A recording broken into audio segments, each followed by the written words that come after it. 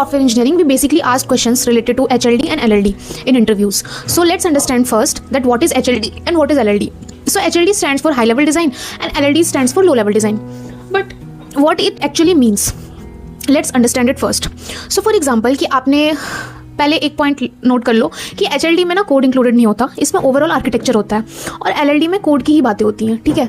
सो HLD में क्या होता है कि आप ओवरव्यू देखते हो. फॉर एग्जांपल कि आपने सर्च किया कोई कुछ, ठीक है. फॉर एग्जांपल आपने सर्च किया कोई फूड के लिए on some food delivery app, ठीक है.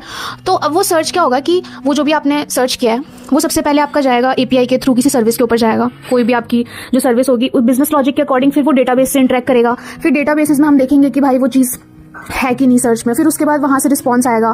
बट डेटाबेस से जाने से पहले कैशिंग भी होती है, तो वो कैश में अगर है तो वो कैश से आ जाएगा, वरना तो डेटाबेस से आएगा डायरेक्टली. फिर वो रिस्पॉन्स बनेगा और फिर वो हमारे पास आएगा, ठीक है. तो ये जो टोटल इंटरेक्शंस होता है डेटाबेस के साथ या फिर आपकी सर्विस के साथ, तो इसे कहते हैं हम हाई लेवल डिजाइन, ठीक है. लो लेवल डिजाइन क्या होता है? लो लेवल डिजाइन में हम फंक्शंस की बातें करते हैं, क्लासेस की बातें करते हैं, ठीक है.